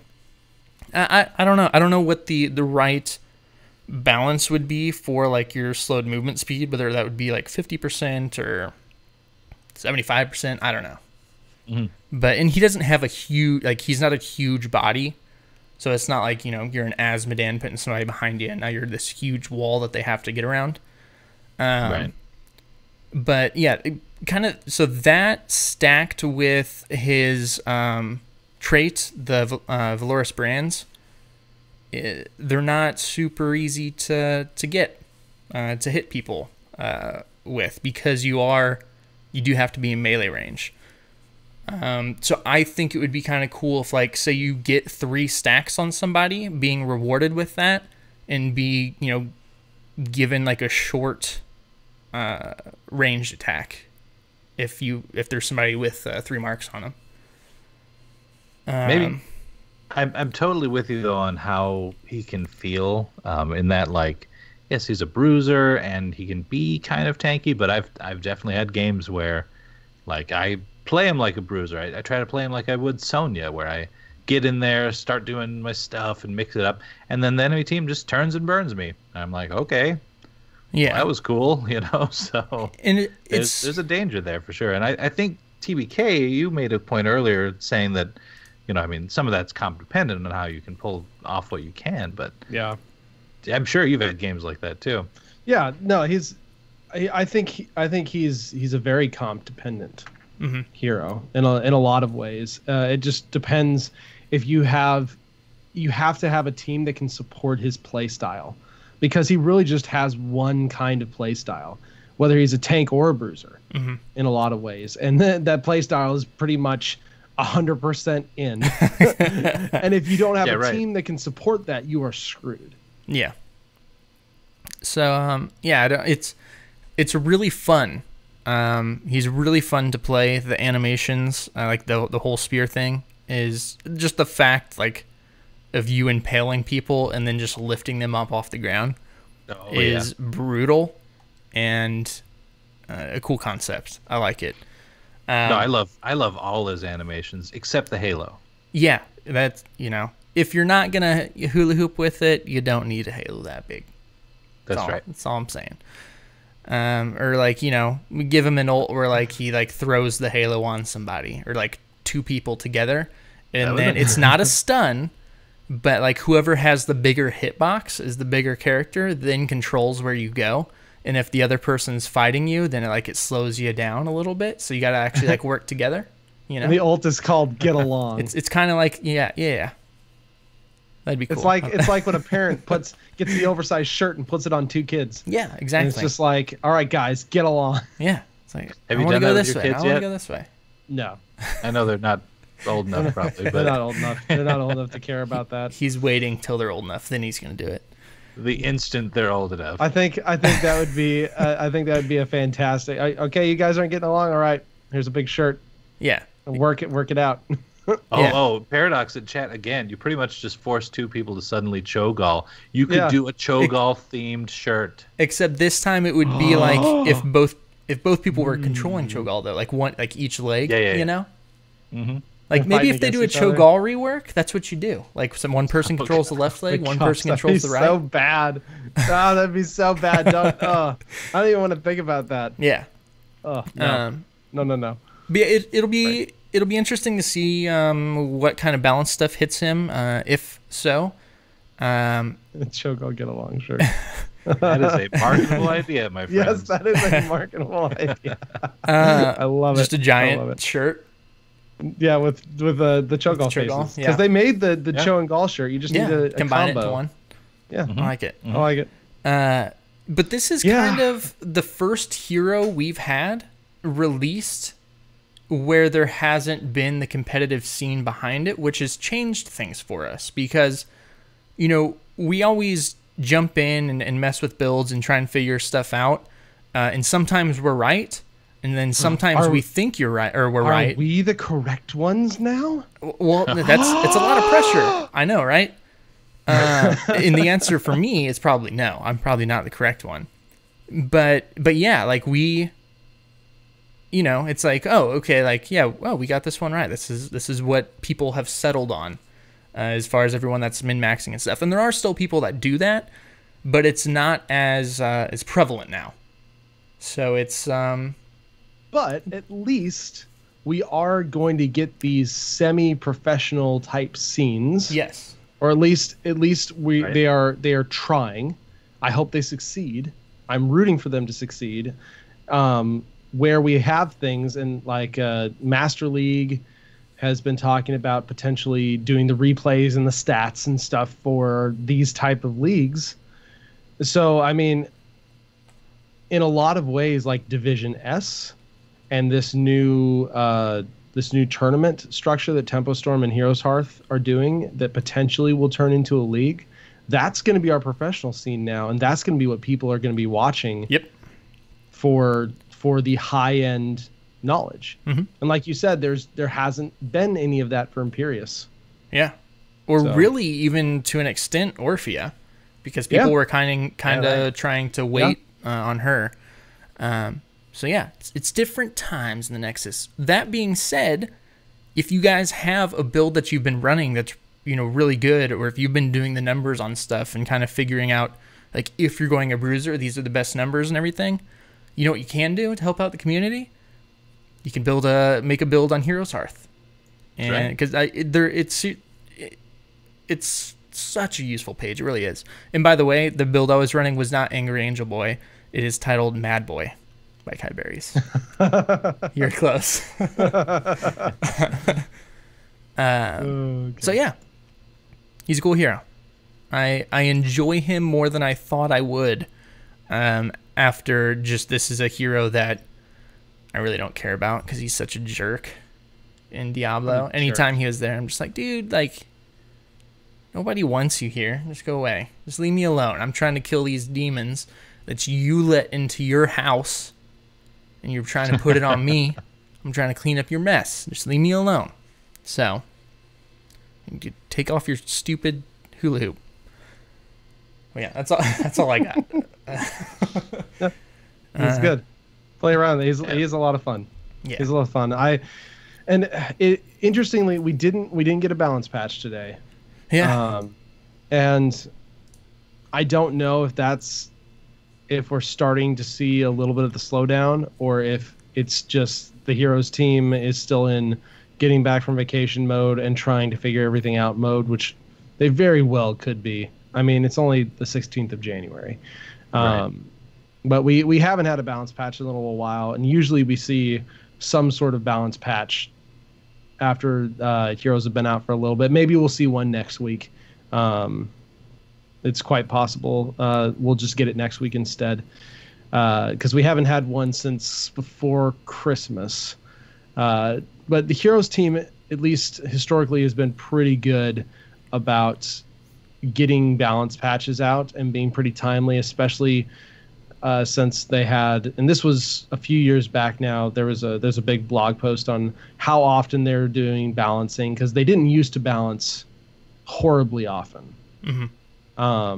And so it is good to get these balance updates every few weeks. So hopefully they'll be able to continue doing that, especially as the pro scene is starting to, or the semi-pro scene, or whatever we end up calling it, competitive scene is ramping up again.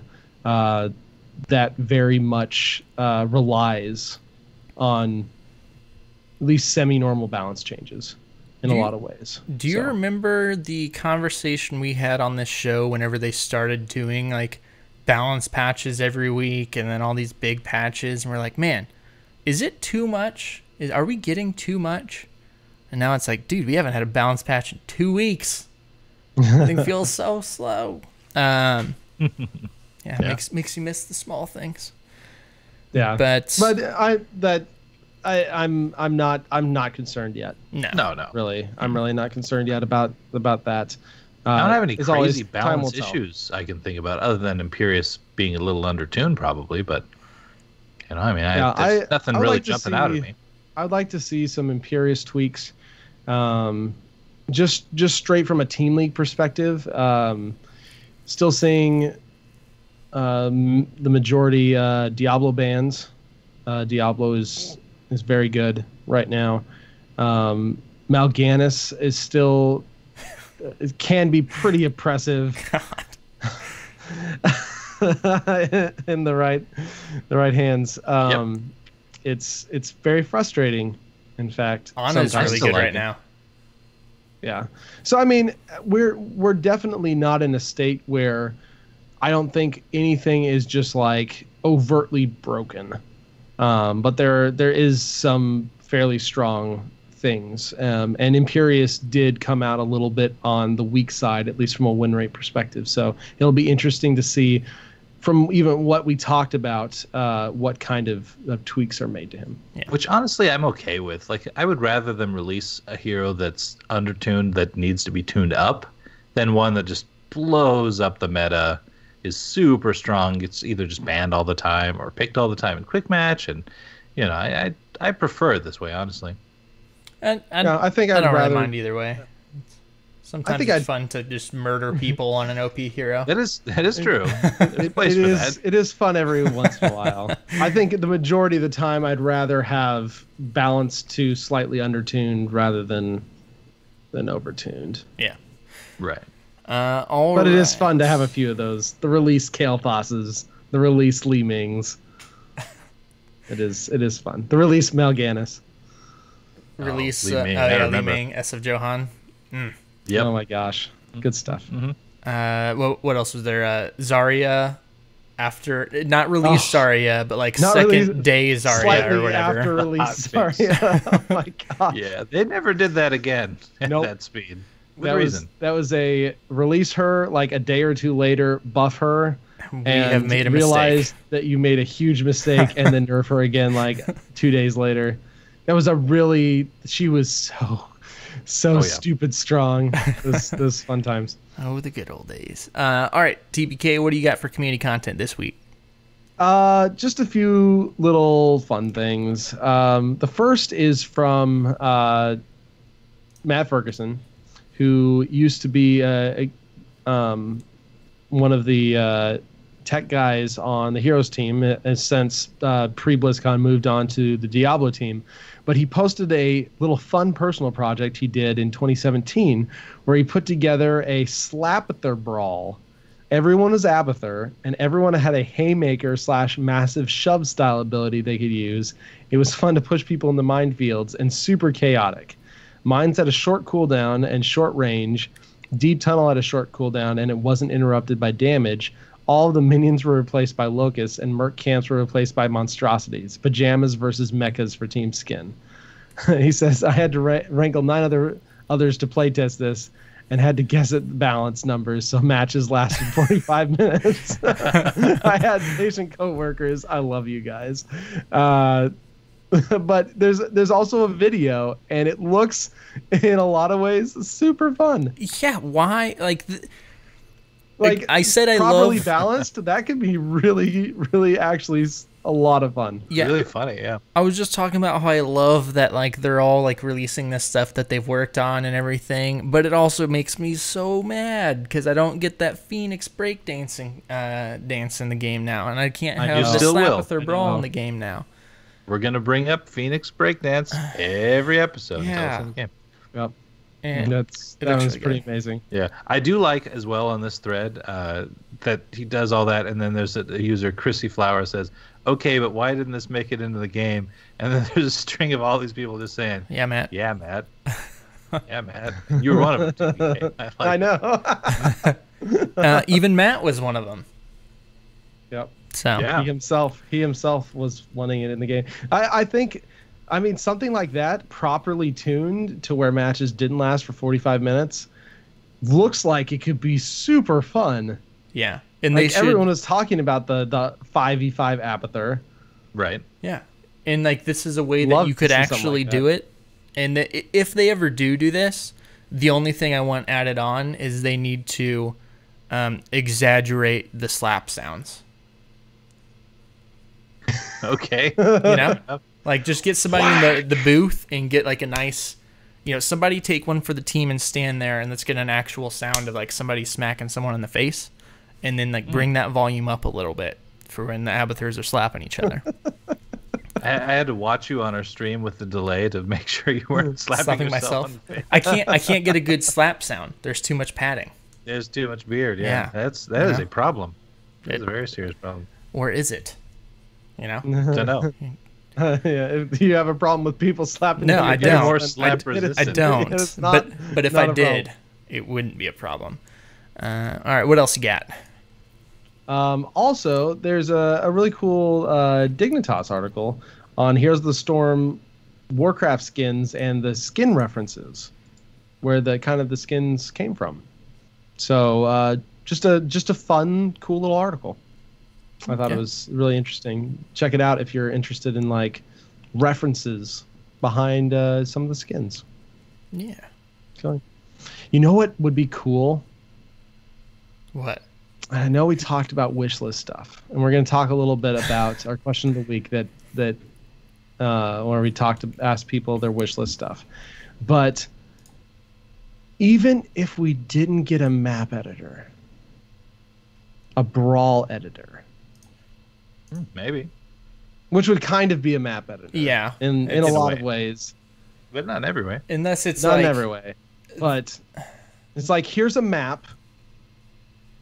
And then here's a bunch of stuff you can do to mess with abilities.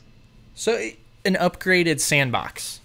Yeah. Um, Yeah. And it would be cool if you could say each person could have 3 slots where you can go in the sandbox and like adjust modes and save a profile.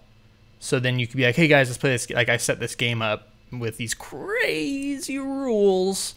Let's hop in and do it. Here's the link. Join my lobby. Like Sounds all like some of the 4 stuff you could abilities do are in heroics. Overwatch. Yeah. Yeah. Like here's a heroic. All 4 of my abilities are heroics, and they're all set to 10-second cooldowns. Yeah. Heroics from different heroes. Exactly. Yeah.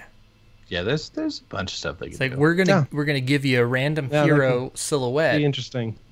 and then we're gonna give you 4 random abilities from all the other heroes, and we're not gonna tell you what they are. They're gonna be question marks, and every time you Just- use one, Figure it it out. loops to something else. So you're never gonna know what you have. Ooh. Dang, Yeah.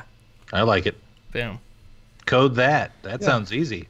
Yeah, that Super sounds super easy. easy. Mm-hmm. Yeah, I just thought of that though. I was just like, well, if you you could go like halfway and throw like a brawl maker or a sandbox plus Yeah. type. Yeah. They should kinda add cool. something to Sandbox. I honestly completely forgot about Sandbox until this discussion just happened.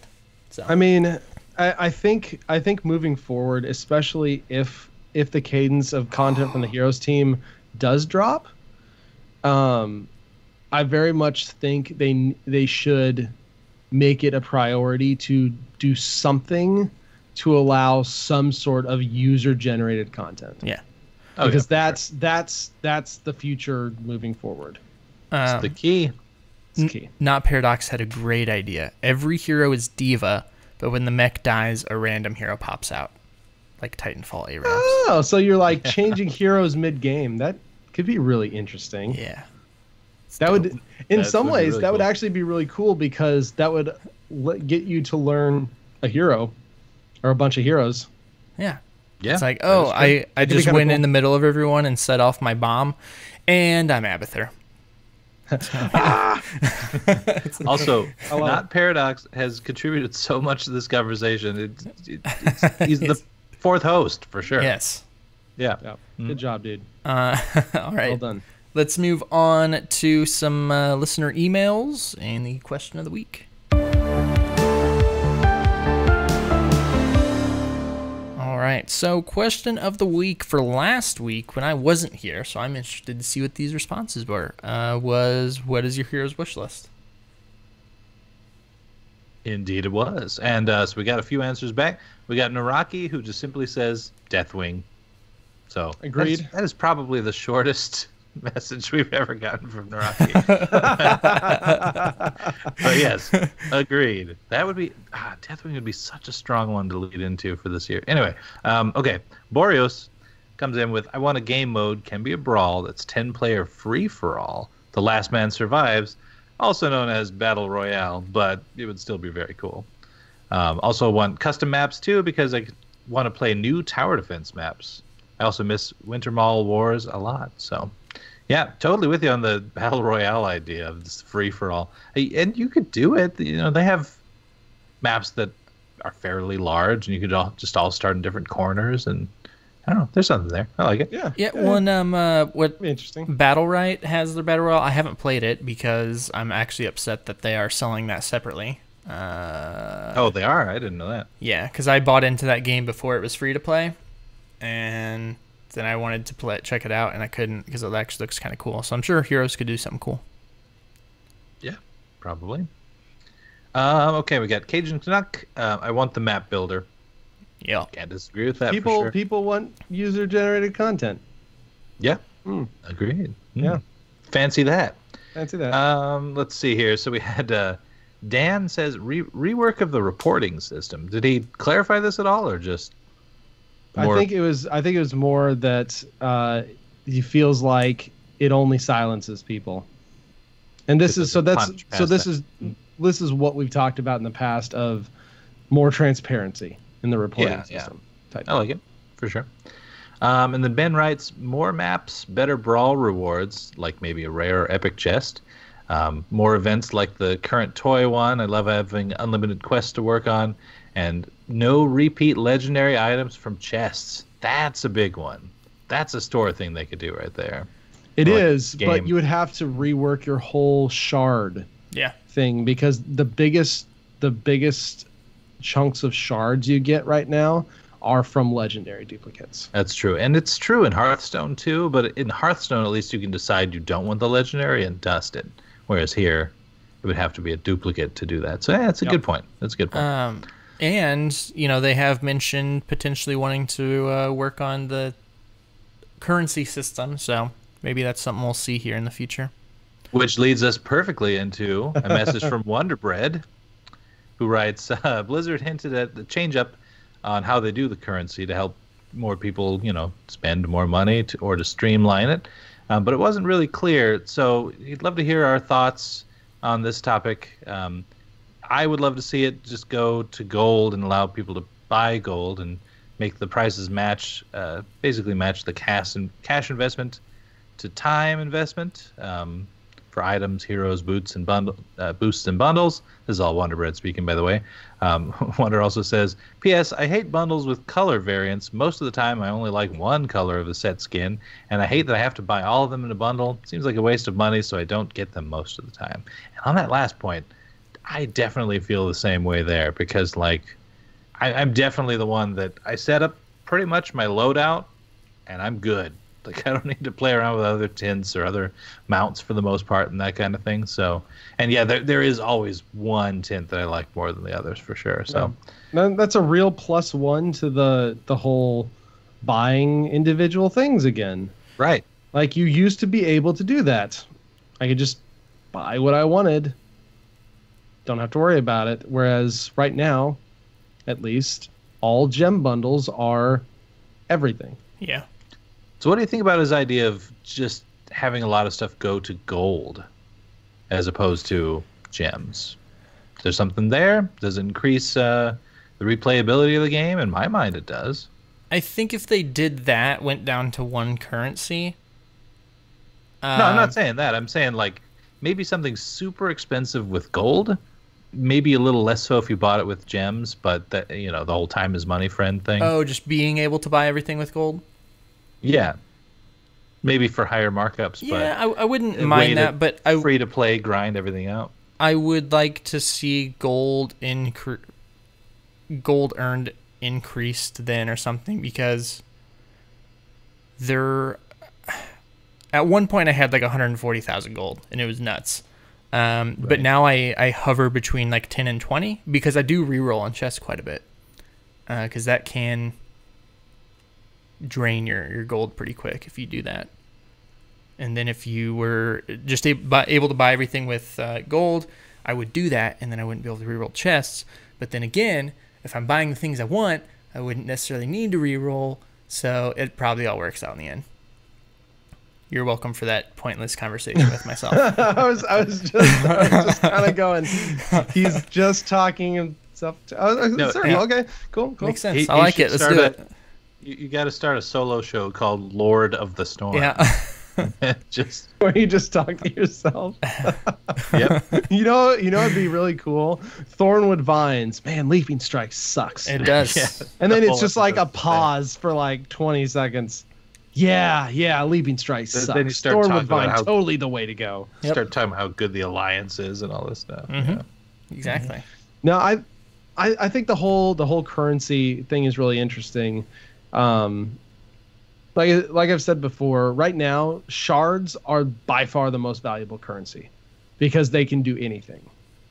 Gems can't even do anything. Gold can't do anything. Shards can't do anything. Shards can do anything but the fairly newish gem-only skins. Or reroll chests. They also can't dance. But gems can't reroll or carry chests on a either. Conversation. So okay, Shards can't dance. Shards can't. I'm getting loopy. Who says they can't dance? But yeah, no, shards for the most part are the most valuable currency right now, and there's literally only one way to get them. You only get them when you get a duplicate item.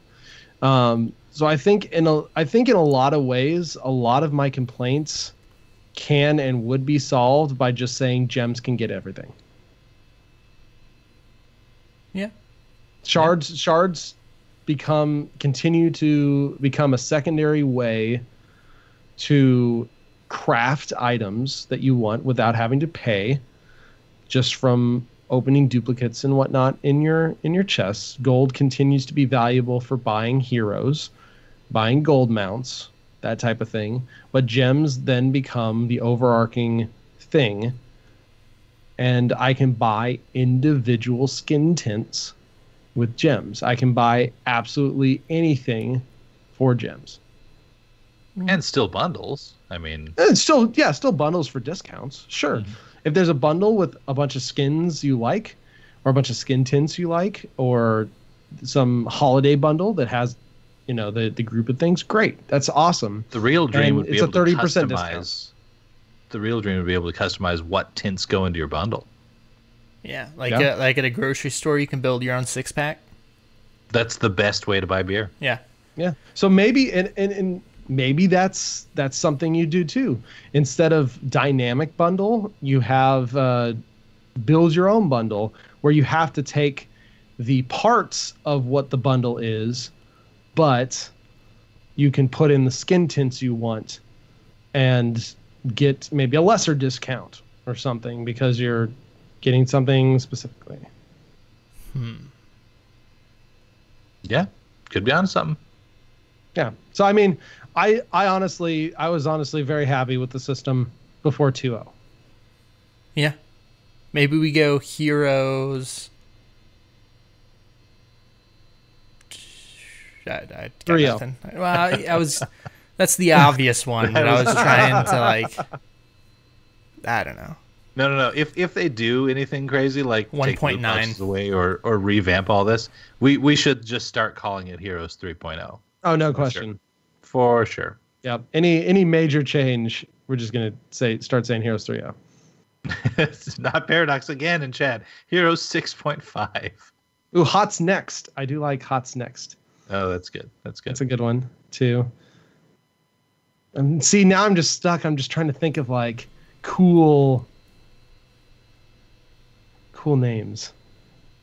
I feel like we could do this a while. Heroes of the Future. Should this be our question of the week? Come up with cool names. What's for the Heroes What's the 3.0? next hero's iteration name? called? Yeah. That's is the it. next I think iteration of that's Heroes it. called? I like it. All right. Why not? Send them in. Why not? Let us know. Send them in. Do it. All right. Rebirth. Heroes Rebirth. Yes. Heroes Wonder Bread. Immortal. Heroes Immortal. Heroes Oh, Immortal. no. The mobile version. Oh my gosh. That'd be so Killing good. me. Oh man. And then we can go Heroes Rebirth Plus. Shout out to all the Binding of Isaac players out there. It's a great game. You should play it. Also another really good one on Switch multi. I own it on 3 systems, but it's really good. Heroes Reborn. Heroes Isn't there of like a Final the Fantasy Reborn? Thunderstorm. A specific type of Snowstorms. I was so. We are going to be heroes of the snowstorm this weekend. Yeah. I think. Heroes- Actually, we Yeah, just got we out are. of one. We Well, it's just got supposed, out of to one. be- it's supposed to ice Friday and then snow again Sunday. It's gonna Is it be icing tonight? Should I pull my other I card? don't know. All stars. No Heroes of the Sandstorm. If you're in the desert. Heroes of the Darube Sandstorm. Darube. Anyways, I'm telling you, we're delirious at the end. changing topics real quick to something not connected to Heroes at all. Chiefs in the AFC Championship game this week. Speaking of weather, it's supposed to be a wind chill of -15 for that game. It's going to be a Is it cold Saturday or Sunday? game. Sunday. It's Yeah, I worked a That's- concession stand there How was last that? week, which was weird. Oh, it was terrible. But I will definitely not do it again. Okay, that's great. Well, I think that's going to do it for us this week. We're going to maybe get a game or two in after the show here, but before we get out of here and on to that multi, why don't you let people know where we can be reached? Oh, there's a few ways for sure. Twitter, Facebook, and Patreon, Lords of the Storm. Especially, if you feel like giving to the Patreon, we'd appreciate it, but no pressure. Seriously, no pressure. But we're on twitch.tv/HeroesHearth these days, and that's still live 9 p.m. Central. And so check us out. We're also in game for sure. /join space LOTS, or you can join our Discord at bit.ly/lotsdiscord. And if you want to email us with any sort of feedback or questions or almost anything, lordsofthestorm@outlook.com. And if you want a cheap and easy way to help out the show, leaving a review would be really good. So 5-star iTunes is the best one you can do, but there's other methods, technically. Yeah, there are. You can. I think we've had. Who gave us our 1-star? Didn't we have a 1-star? And they didn't like us talking about what we did played. it. It was really early on. Yeah, because Actually, I think it was a 3-star. I don't know. no, there was a It's- 1-star. it's and good. It was he 2. Yeah, he said something It was a like 2. that. Was it 2? And he didn't like that we talked about the Other things we games we're played playing. before. Yeah, the other games we were playing before the beginning of the podcast. Yeah, What the heck? This is a Heroes podcast. Yeah. Whatever. Hey, it's fair. It's fair criticism, but Sure. we feel like people like to know what we're up to sometimes, and we try and get through it real quick. But yeah, reviews are cool. After 200 episodes, people should be used to it by now. Yeah. I would think. I mean, we could always go back to store sales and hero rotations. That's true. You can also find us individually, myself on Twitter, Twitch, HeroesHearth, all those places at Gizmozord, as well as on Convert to Raid Presents Battle.net News, which I haven't been on in a couple weeks because, again, I've been traveling. But I will be doing we're doing an AMA Friday night at 10 p.m. Central, I believe. And then I think that is also going to go up on the feed because there's not going to be a show next Tuesday, I think. I don't remember. So, but there will be an AMA. That's all I know. Multi, There you go. where can you be found? It was almost ominous sounding. I can be found on Twitter at Multizord. Also on another show called Hearth Casual, which is about Hearthstone.